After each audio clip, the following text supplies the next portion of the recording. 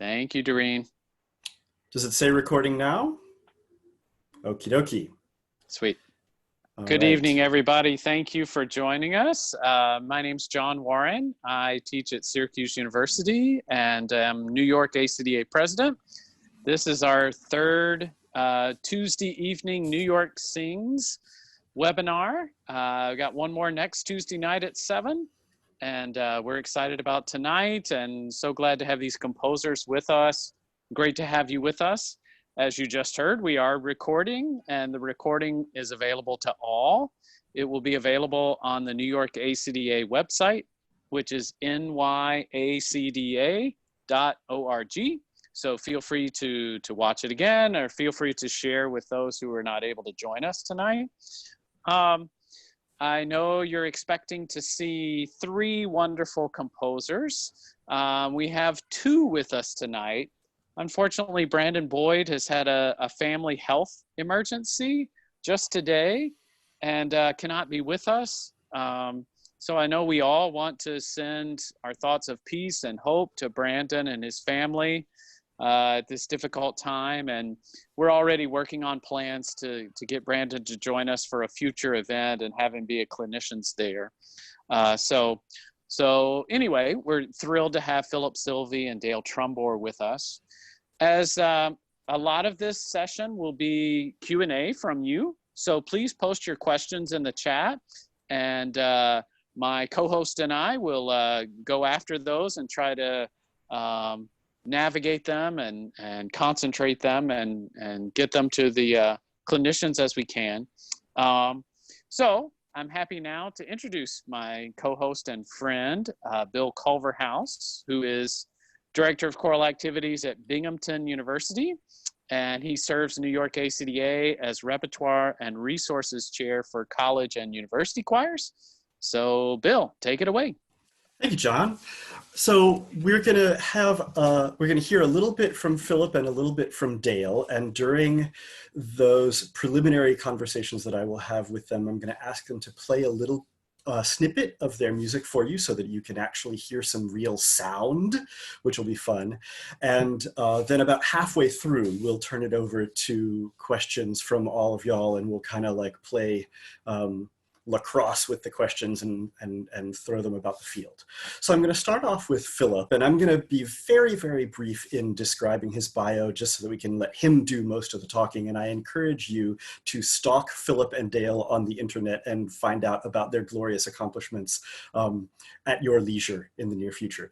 Philip is Associate Professor of Music Teaching and Learning at the Eastman School of Music, and he directs the Eastman Treble Chorus there. Previous to that, he was at the University of Maryland, where he directed the Women's Chorus and also the Maryland Boy Choir. That's where I got to know him when I was doing my graduate work at Maryland.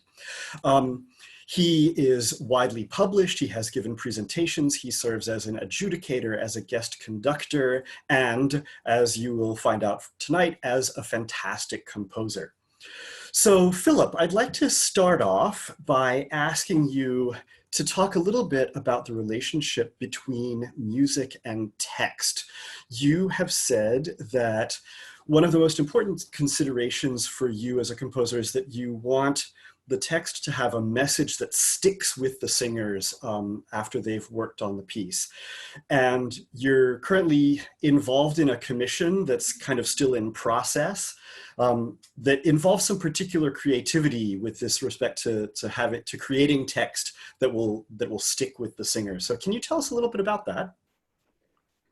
Yeah, and I want to just say thanks to you and John and everyone on the board for setting these sessions up. It's a great way to feel connected when we're all not feeling so much togetherness otherwise. Yeah, I actually put together some slides to tell you the story of that project, but I'll just say briefly in response to your introductory question. Text is the thing we have, you know, that instrumental ensembles and instrumentalists don't have. And I've set all kinds of text, and I'm finding one of the things I hope to share tonight is just what I'm leaning towards doing next. You know, what's my next thing? And I'm finding that as I think about text that I create, and I am a person who writes lyrics, but also texts that I locate. I'm thinking primarily about the singers who may be singing or performing the piece, and what kinds of things might be useful to them to have rolling around in their heads, literally, because we all know that we rehearse things into the ground and they get repeated a lot. And particularly for school age learners, I'm thinking what messages or what kinds of things. And I know there's a little danger of maybe going into a trite place, or sort of a,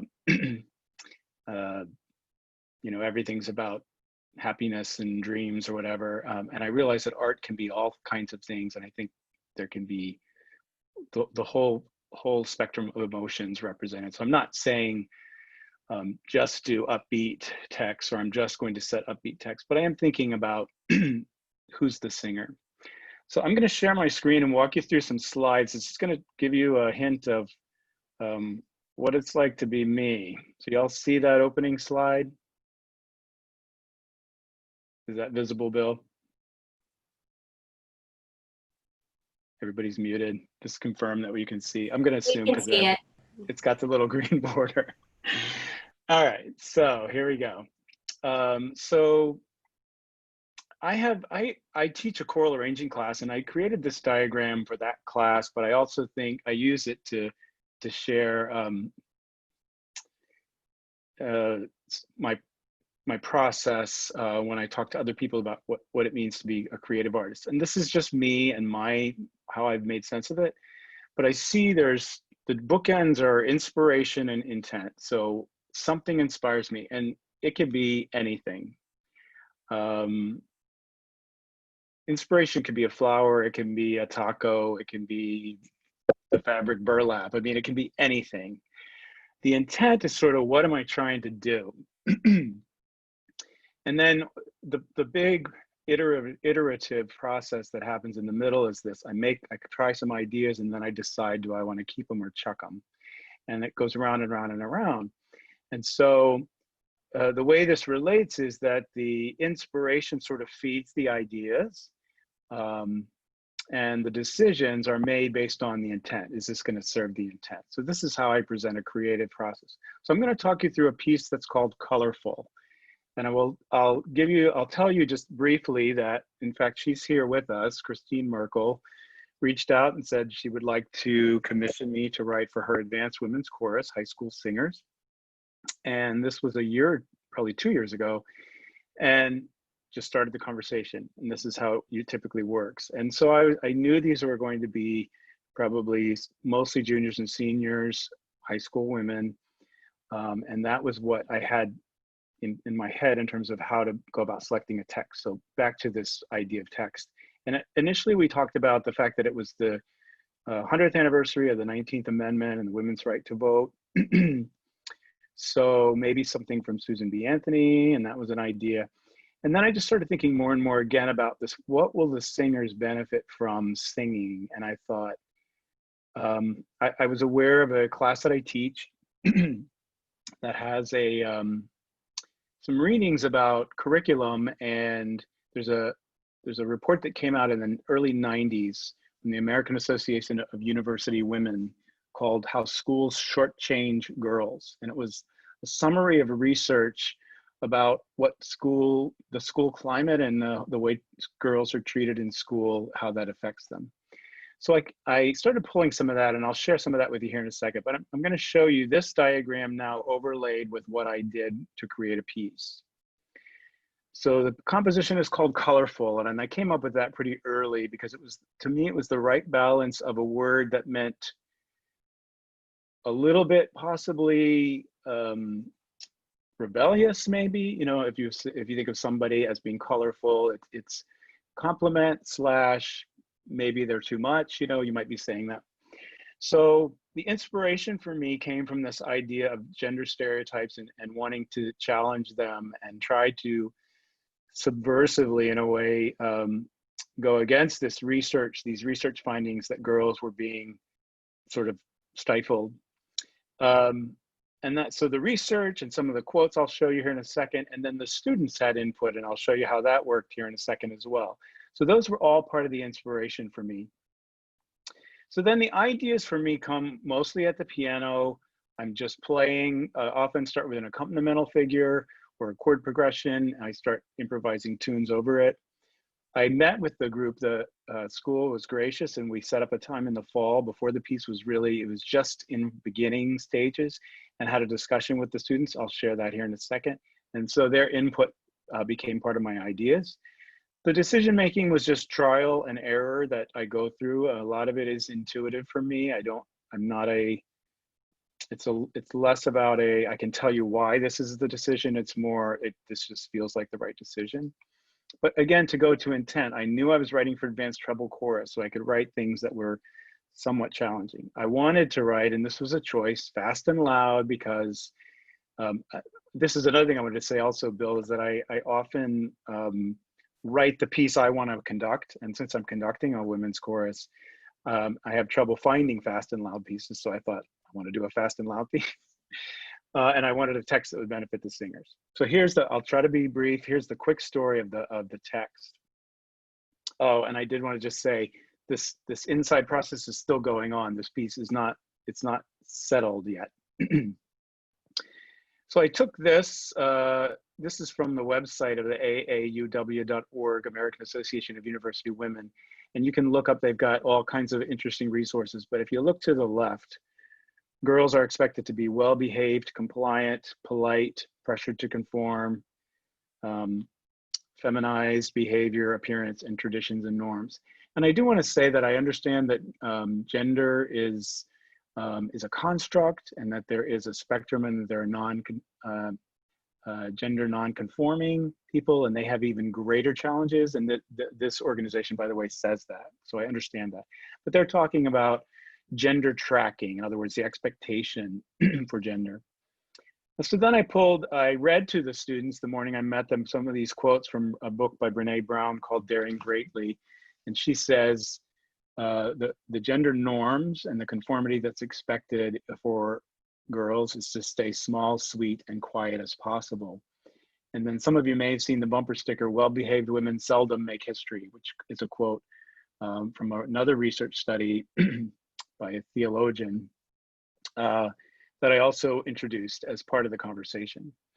So when I gathered with the students, and so this is, I don't know if you're looking on your phone, this might be small, but Christine sent me a picture. I blurred it, but you can see that I set this on the piano. These are the students that I'm writing this for.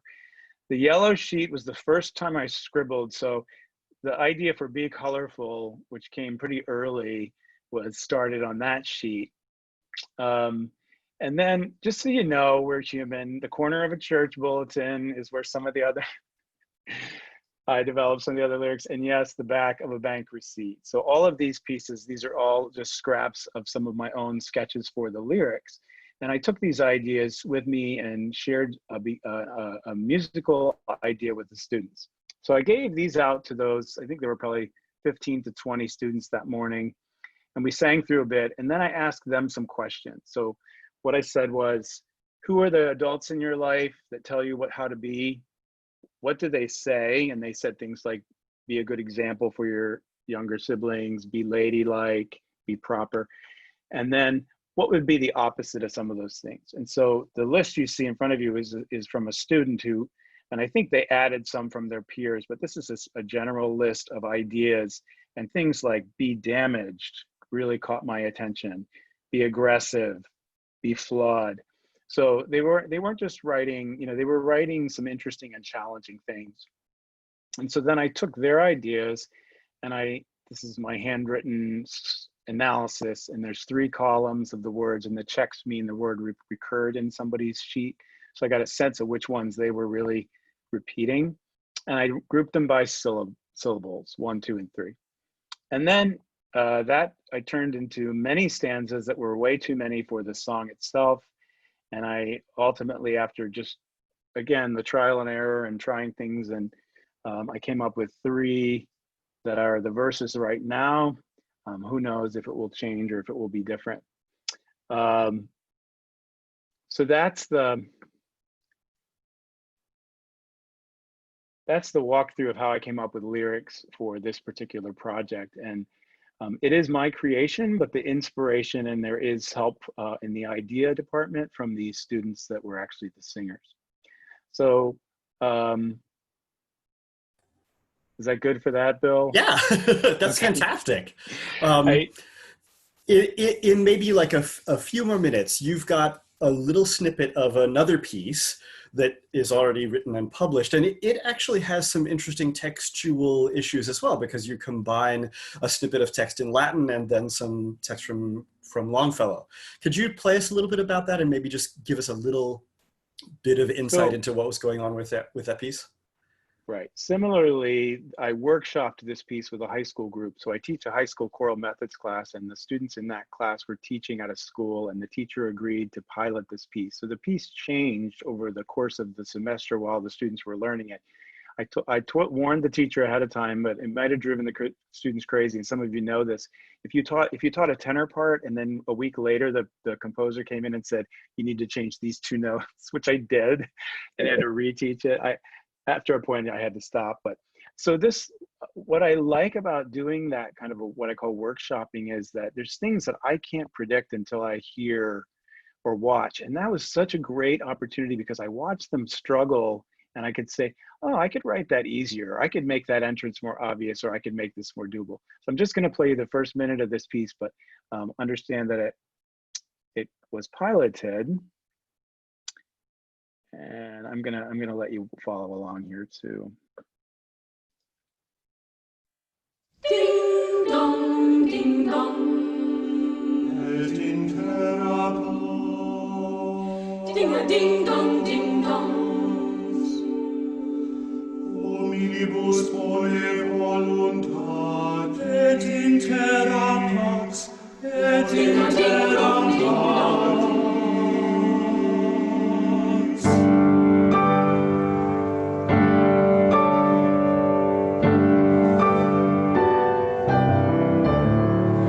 I heard the bells on Christmas Day, their old familiar carols play, and wild and sweet the words repeat of peace on earth.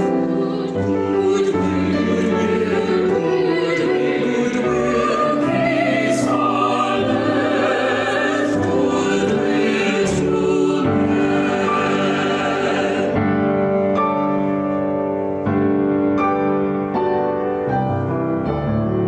Till ringing singings on his way, the world revolved from night to day.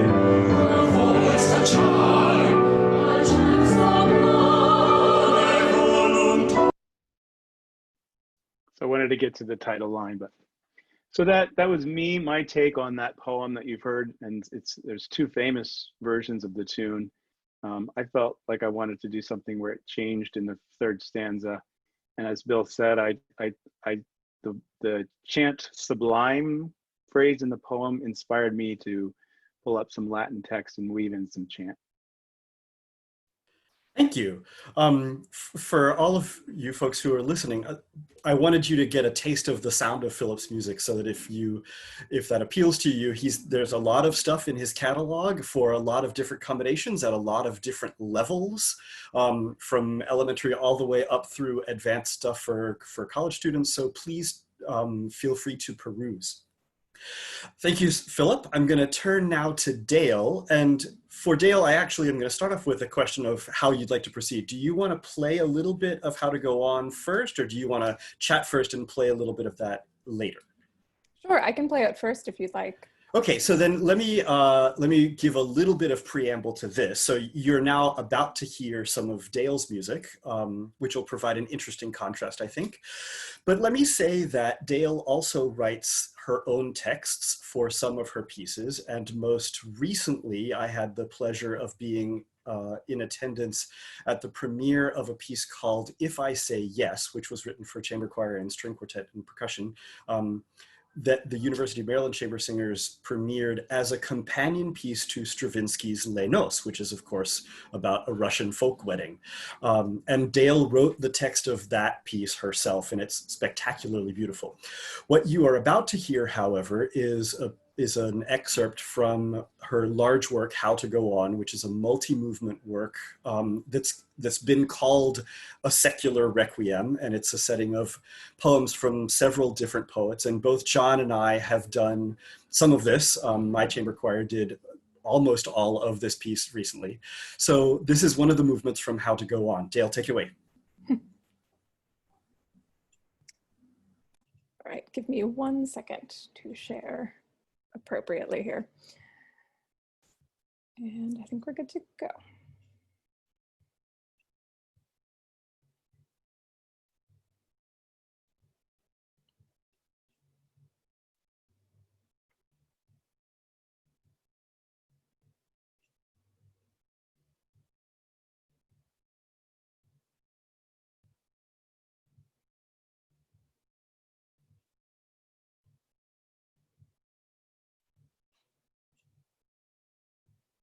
Oh, is it not? It's not sharing, is it? Not yet. No, you're just waiting for me. Okay, Yes. let me try this again. I've only shared via Zoom once before. I'm on Zoom calls at least once a week, but usually not sharing. Okay, let's try this. There we go. Good.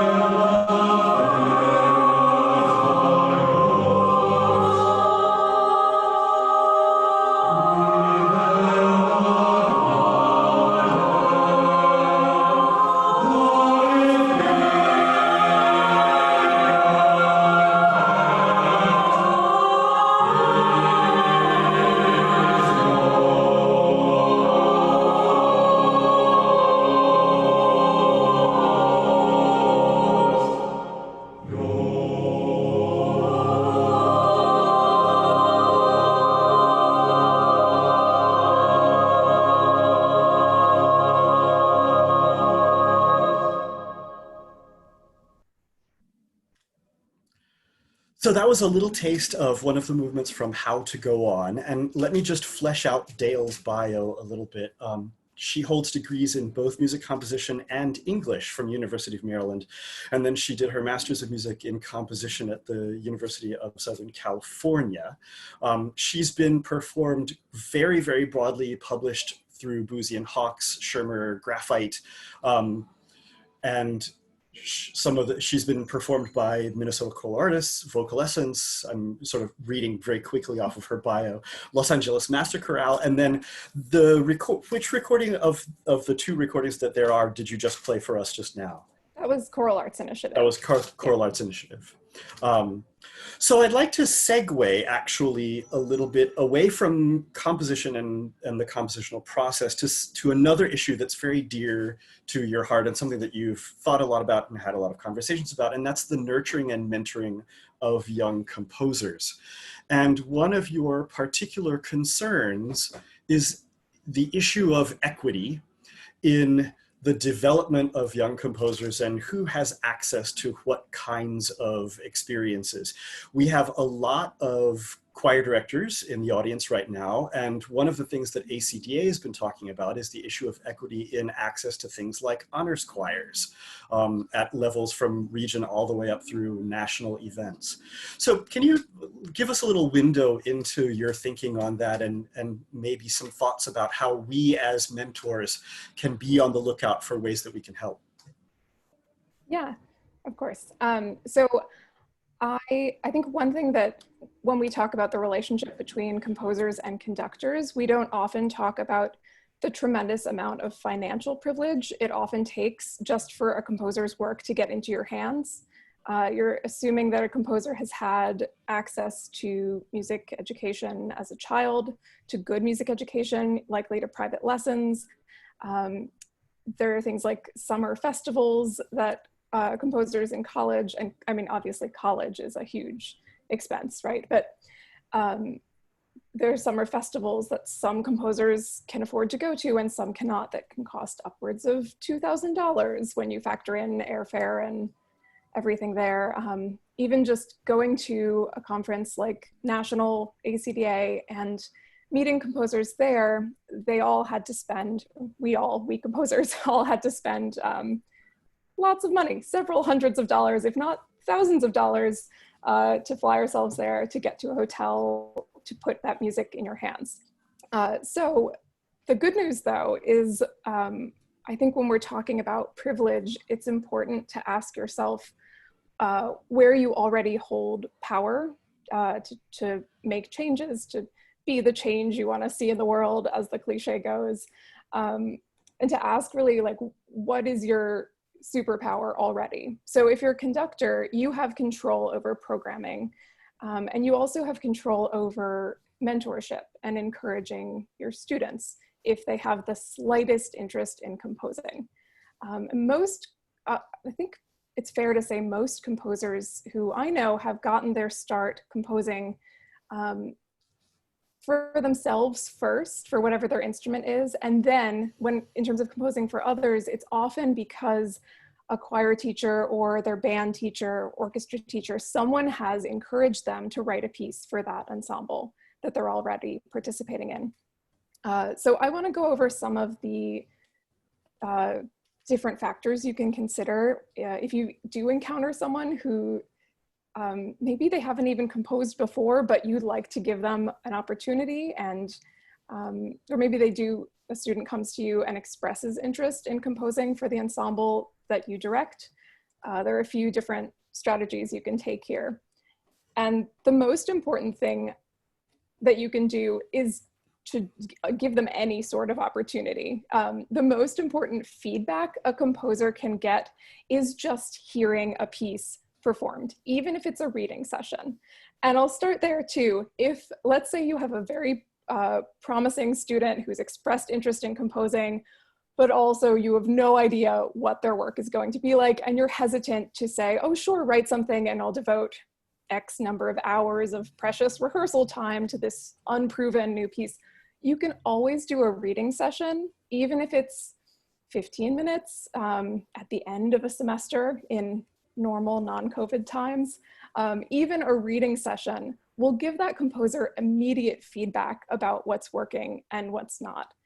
And it's one thing to hear, like when you're a young composer or a very inexperienced composer, to hear something like, oh, that the altos will get tired of just sitting on an E and a D for 20 measures. Like, you need to give them a more interesting part, or something like, you can't have the sopranos sitting on high Gs and As for 20 measures, or they're going to get very tired.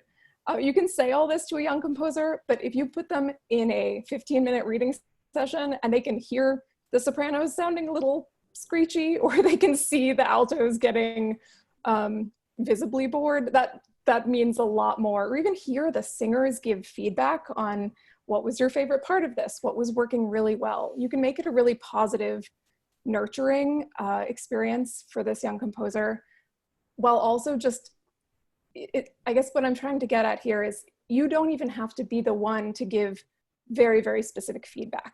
Like, you've marked this a piano and it really should be a forte because of the tessitura, that, you know, where you're putting the singers on this part of the music. You can give that kind of feedback to a young composer, but there's nothing so important as letting them work with real singers and a real conductor, which would be you. You can also, maybe you do want to give them the opportunity to write something for your group and let them experiment in that much broader way. So you could encourage them to do an arrangement.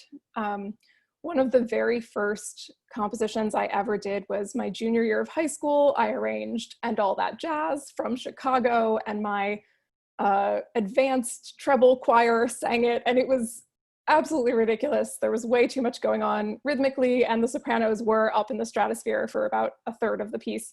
But I was in the rehearsal process. I was in the room, and I was getting all of that feedback in real time. And like Philip was saying, you can even maybe gently a little bit give the composer leeway to make small changes to when you do encounter something that's a little bit challenging, or that could be a little bit simpler for the singers to sing a different way. You can make those changes. You could also start with something simple and then graduate to having them write an original piece. You can suggest resources for them, and I can put these both in the chat, but the American Composers Forum is a really wonderful resource with opportunities for composers, and so is composerssite.com. I can write those both in the chat, and then composersforum.org is the American Composers Forum. Yeah, so that was a bunch of information at once, but I don't know, Bill, do you have follow-up questions, or do you want to dig deeper into this or segue into different questions? You did mention that the other thing that conductors have at their disposal in terms of ways of shaping this kind of thing is programming. I know that you have thoughts about that. Would you like to share one or two of those thoughts before we open it up to the floor? Yeah, sure. So as we're talking about privilege, and again, how financial privilege and just opportunities in general play into which composer's music even makes it into your hands and your brain and your repertoire, I think it's important to note that if we just rely on the music that we are exposed to in undergrad and in grad school, and even at ACDA conferences and other conferences, if we're just taking music in passively, that perpetuates the music that's already in the system. That doesn't necessarily let in new voices. And that's, I want you to be very aware as a conductor of being a gatekeeper. And that's really powerful. That's something, again, coming back to that idea of you have control here and you have power over what you're programming. If you're considering your programming and you're noticing a lack of diversity or a lack of gender parity, it's up to you to take ownership of that and maybe to go seek out works, to ask your colleagues for recommendations for other composers, and to scour sites like not just, I guess, publishers, but also distributors. Like Bill mentioned, I'm a member of Graphite. I used to be a member of Music Spoke, and that has, I think, now hundreds of different composers. So those are really great resources for you to do your own research, to find, to make sure that you're uplifting whatever voices you would like to be uplifting with the power that you have. Thank you. So now we're gonna basically turn it over to you folks. And what we invite you to do is type your questions into the chat, and you can direct your question to one of our guest composers specifically, or to both of them collectively. And then John and I will kind of comb through the chat and bring the questions forward. So we'll give you a few seconds to get that started.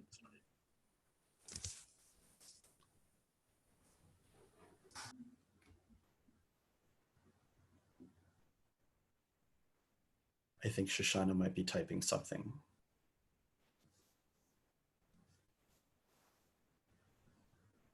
Can I want to say a plug for Dale's. Please.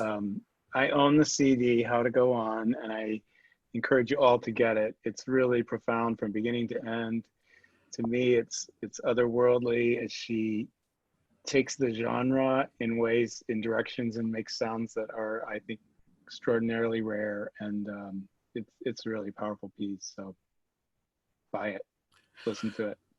It's that kind of a piece. John and I can both attest from having performed various parts of it that it's incredibly powerful for the audience as well. The other thing that I want to just make sure that gets mentioned is Dale is not only a composer, but an author.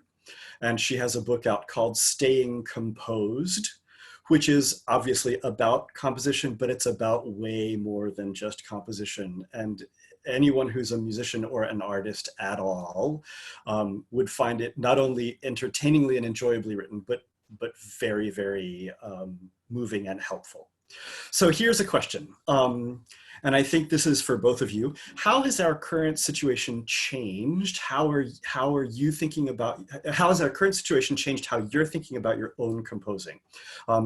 What do you envision choirs will look like in the near future? And are you thinking of outside the box ideas about how to compose now?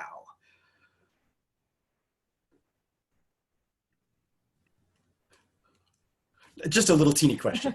Dale. I can start Sure. if that's okay. So Yeah. at the start of this, I wrote 2 pieces for Zoom Choir, and one I decided retroactively doesn't work quite as well as I'd hoped it would, but the other is called I Hope You're Doing Well, and that's still on my site, and it's available for free. It's about 2 minutes long, and if you want to go check it out, you can. But in the long term, I think we're all feeling scared and at times hopeless and at times hopeful about everything that's happening right now.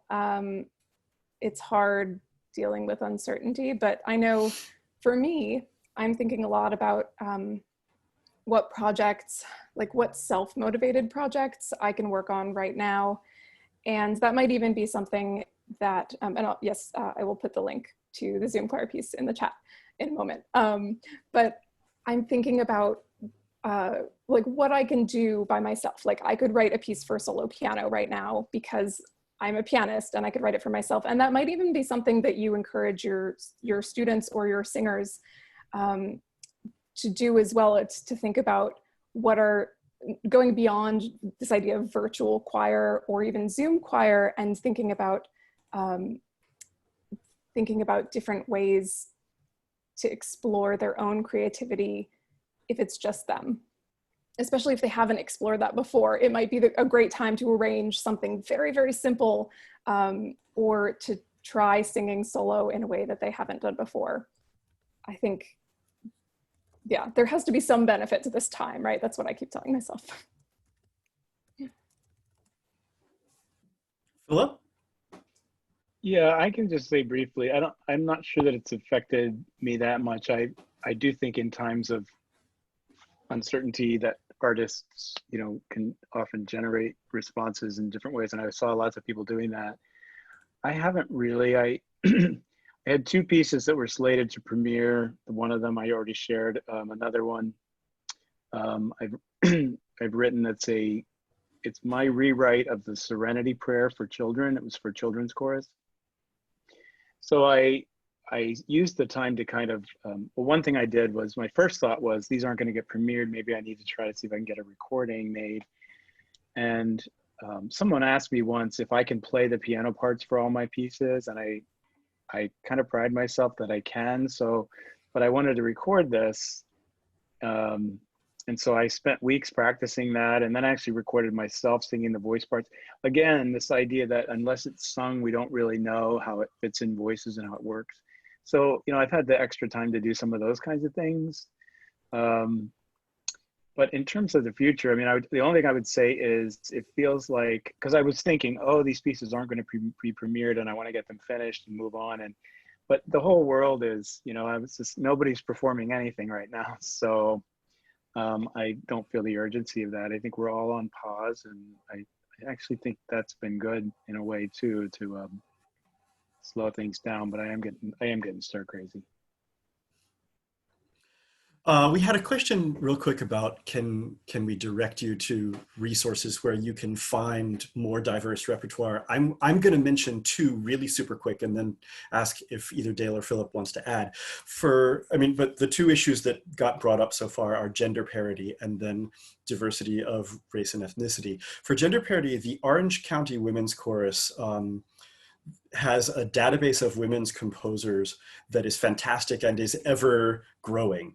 And I'll put the link for that in the chat in just a second. And then there's also the Institute for Composer Diversity, and I'll put the link for that in the chat as well. Dale or Philip, do you have any other resources that you want to just recommend right off the top of your head? I think those are the two that immediately come to mind for me too. Okay. Shoshana wanted to make a brief comment.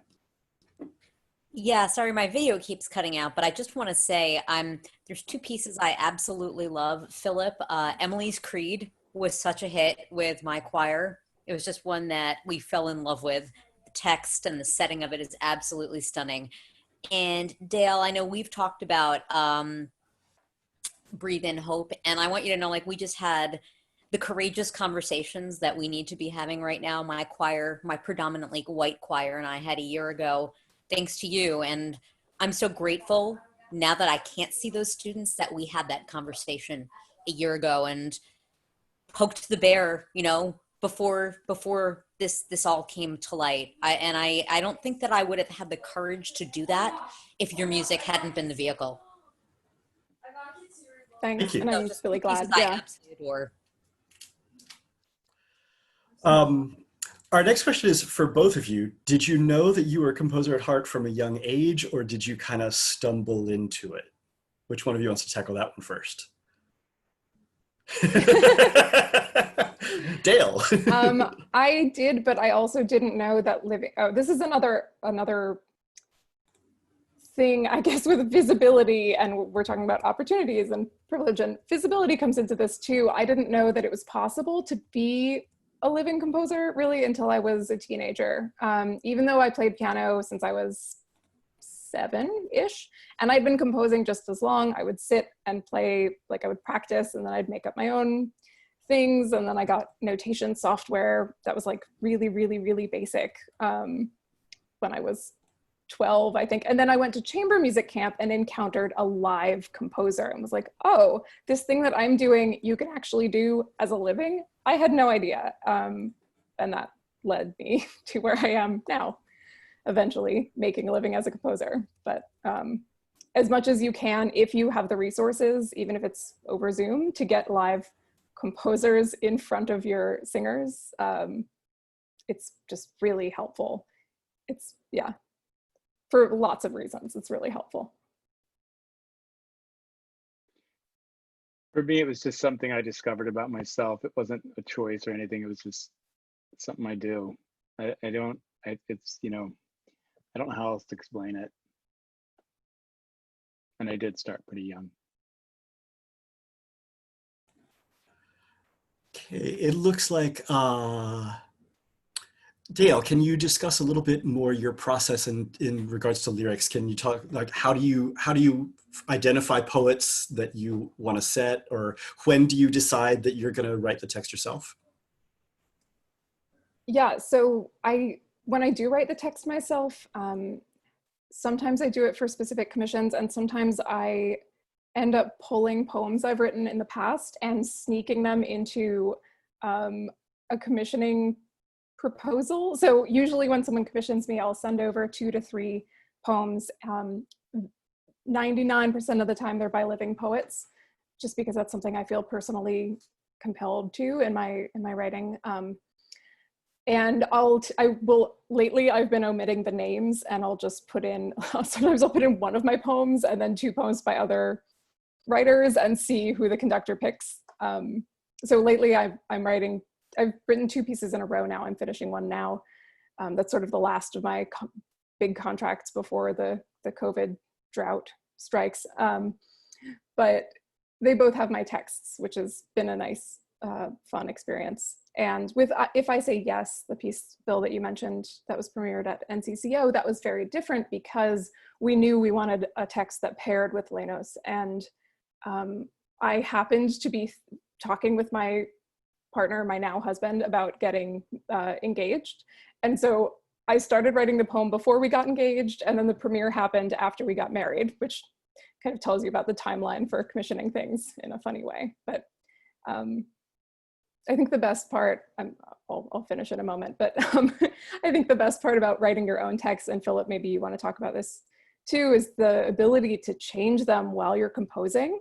If the mood strikes, if you're writing a melody and the melody just has to be a certain way, you don't have to check with any poet. You can just make that change yourself. Philip, you want to Here, take it here. over? Yeah, same thing. You have control over vowels and syllabic stress, and it goes both ways. Sometimes the music inspires word choice, sometimes the word choice inspires the way the music goes, and yeah, there's definitely more freedom, I would say, and yeah, but it's, to me, it's also it can be a challenge because it's so flexible. It's as you saw, it's hard for me to settle. I'll write tons of sets of things that might fit, and then I have to make decisions, hard decisions.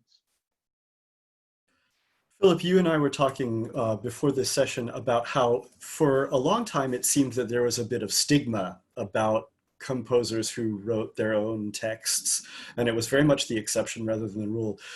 This is a question for both of you. Do you feel like that's changing?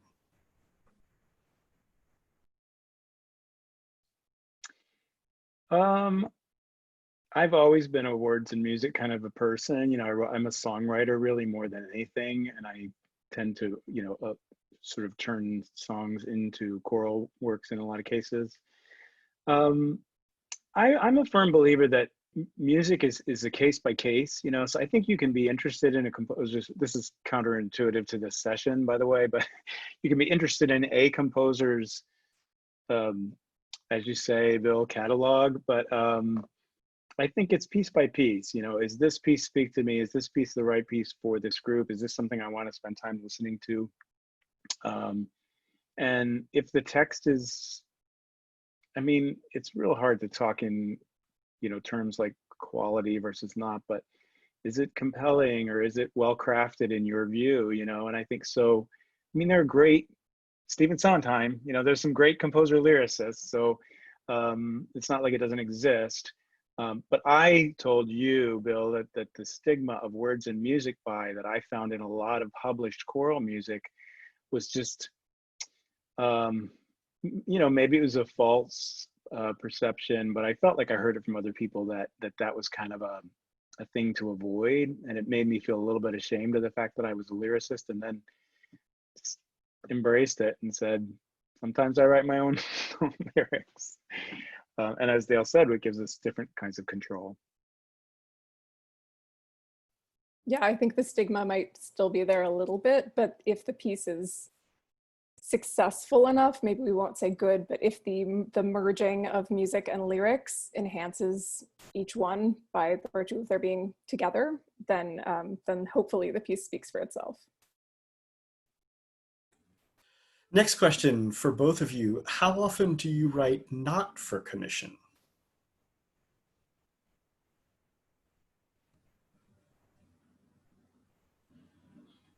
I write primarily on commission these days, and I'm lucky. And this year was actually supposed to be, or it was in January, the year where I quit teaching piano, which was my side job, and was going full composing and writing full time with no teaching, which was really exciting. And then COVID hit, and I lost about $20,000 to $25,000 of income just instantly. But things are fine, and like you don't have to be concerned for me if anyone's concerned. Things are fine over here. But I'm actually looking forward to writing, like I was saying before, doing some self-guided projects like this big solo piano piece I've been wanting to write for years, but I keep taking commissions, which is great because I love commissions, but also I keep not writing this big solo piano piece because who's going to commission me for a like 45-minute solo piano piece where I'm the performer? Maybe only I can do that. So we'll see what happens. I can only write about, I have a limit to how much I can be working on at one time. So if I take commissions generally, I haven't turned them down typically. So I get maybe one or two every year or so, but what I've learned is so to answer the question, that Voice of Chime was a piece I wrote for myself. I dedicated it to the teacher who workshopped it, but it wasn't a commissioned work. So there's something different about that where I'm really just writing it for me, or I'm writing it because I'm interested. But what I've learned with commissions is that early in the process, if I if I have a good conversation about what the piece might be, and then I get a hook somewhere in there, I'm very excited to finish Colorful. And it's a commission, but I was involved in making those decisions with in consultation with the commissioning people. So I'll take this moment just to say, this is just me, but my belief is that when you commission a composer, that you're not commissioning a work, but you're commissioning the composer to write the next work that they're going to write. And I think there's a misnomer. I always joke and say, it's not like you're ordering new drapes, and you're saying, I need something in olive green. But also, if you typically pick a composer because you've liked something they've done, and so you're hoping for something like that. But what I think would be the best service to the composer, and I've been involved in a commission where I was commissioning another composer. Give them what they want. What will help you create the best thing you can create, and they'll of course write it for your needs. But anyway, I honestly don't think it matters so much if you're in love with the piece or not. The enterprise of commissioning is really just to generate new work. And it's cool if it's a piece that has a long afterlife and gets very popular, or you love the piece, that's all good. But it might not be that case, but that's not necessarily a failed commission. You help that composer write the next thing, and then they'll write the next thing, and then they'll write the next thing. And for people like Dale, that's, she's making it her livelihood, so she needs those opportunities. This next question is a kind of a nitty-gritty one, but I actually think it's a very important one, because it's one certainly that I've dealt with in mentoring composers at the university level. I imagine that both of you use either Sibelius or Finale. There are a lot of sort of less expensive versions of music notation software like MuseScore, NoteFlight, etc. Do you see those as removing barriers from up and coming composers, and are they useful? Where do you see them fitting into the process? Yeah, absolutely. I think they are. I think they are doing exactly that. Back when I was teaching piano, the composers who were interested in composing, the ones who had the resources to, I'm a Sibelius person, I should say. Finale is great too. But the ones who had the resources to get Sibelius, that's great. But it's, even with a student discount, it's ridiculously expensive. $300, maybe more. And for non-students, it's like $600. So yeah, the fact that there are free options or $25 options out there that are pretty good, I think it's a really wonderful thing. And you can absolutely, if you're, like I was talking about before, if you are seeing singers who want to explore composing, you can encourage them to check out these two software options mentioned in the chat. So maybe save those for later, because they're both great. They're very, especially for beginning composers, they're very helpful. If I could just add a word of caution. So I teach the choral arranging class. I've taught it now for 3 semesters. The students all use MuseScore and NoteFlight. So there are limits to what those can do in terms of notation clarity, and that's a little bit of a liability. But I also find that the software can lead students to writing for NoteFlight. In other words, they write a piece that can be performed by NoteFlight, but not by human beings. So, I want them to play the piece on the piano for me, if they're writing, or get somebody in the class to read it and see if it's playable, So a little bit of a danger of the software first is that, it can play anything. And so I think instrument first, voice first, or at least in combination with, is important to remind students if you have young composers. We are almost at time. Does anybody have any other questions that they'd like to volley towards Dale or Philip before we part ways? I have a plug because I know Dale won't plug it herself, but I subscribe to Dale's monthly, what used to be called a newsletter. I don't think you call it a newsletter anymore, Dale, but it's a poem, a piece, and a post. So Dale, can you tell the folks how to sign up for that? Sure, I'll put it in the chat. It's a perfect. Signing Thank up you. is just a Google form right now, although I'm in the process of switching to not a Google form for signups. But yeah, it's my solution, and I've been calling it a letter instead of a newsletter, but my solution to letting friends and professional contacts know what I'm working on now, but hopefully in not a way that's like just sending out, here's my new piece, here's my new publication, check it out, which I think gets a little irritating sometimes from composers, trying to tell a story and talk about what's behind each new piece that I write, why I choose a text, and then just also sometimes what's going on in my life. So thank you, John, for the plug. I second the plug. I'm also on that list, and I learned about the Great Pottery Throwdown from you, Dale, and I loved it. They took it off of YouTube, but it's still in corners of the internet, I think. It's great. Yeah, I had to dig for it bootleg, but yeah, we saw the first 2 seasons. That's great. So just to wrap up here, this recording will be made available on the New York ACDA website. That's nyacda.org. And we'll get the chat transcript up there with all of those handy dandy links as well. And just remember, folks, New York ACDA is here for you. We exist to serve you. We exist to help you. We exist to find stuff for you.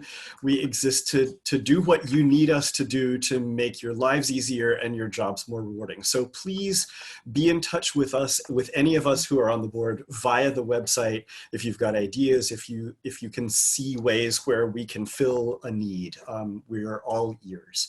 Thank you so much for joining us. And please join me in giving a big Zoom round of applause to Dale and Philip. Thank you so much. This was absolutely delightful having you both, and we wish you both the very best and look forward to some more fantastic compositions from you, both in COVID times and beyond. Thanks, everybody. Let me also plug next week. Next week, we will have Jared Berry and a crash course in sight reading. So encourage your community, church, and student singers to come check it out. And I will also Thank you. put in a plug for August. We will have another summer conference, perhaps 2 mornings that we will come together to talk about getting back into the school year and to continue our conversations about equity issues involved in choral music. So we look forward to getting that information out to all of you as well. Thanks, folks. Have a good evening. Thank you, everyone. Thanks.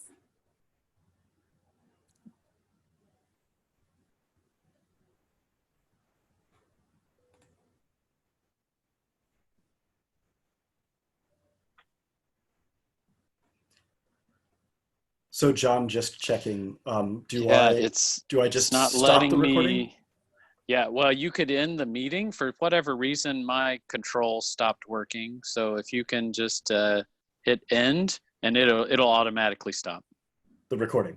Yeah. And then it'll also, all right. Okay, well then, bye-bye, everybody. I'm ending Thanks the so meeting. much. And it was very Thank good you. seeing- Sorry, Thanks so guys. much, Thank Dale. you. Thank you both. Thanks, you. Philip. Thank It was really you. delightful. All right, good night. Good night.